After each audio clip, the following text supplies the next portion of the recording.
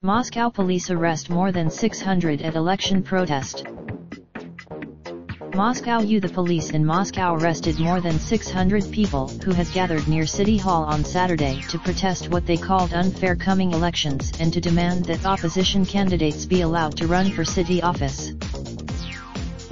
The protest in the center of Moscow, which was unauthorized and unraveled into, was the latest in a series of street demonstrations staged as President Vladimir Putin's approval ratings have dipped amid economic hardship. Alexei Navalny, the opposition leader who had called the demonstration, was on Wednesday and sentenced to 30 days in jail.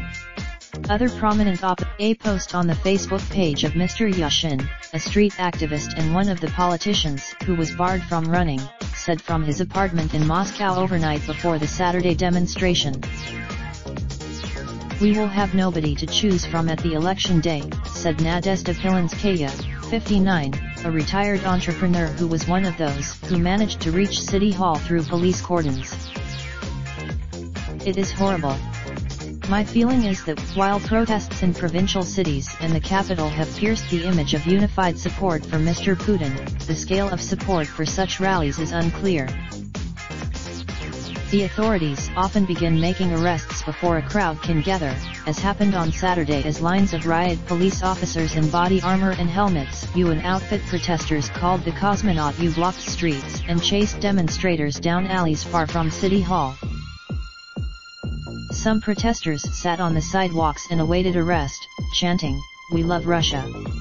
They love money.'" The spark for Saturday's protest was a decision by election authorities to bar several opposition candidates running for Moscow City Council, asserting that they had falsified signatures on petitions to run a charge the candidates denied. Protesters say that without them, the election is rigged. Some protesters chanted, "Where is my signature?" Others yelled, "The Moscow City Council has 45 seats and is responsible for a large municipal budget.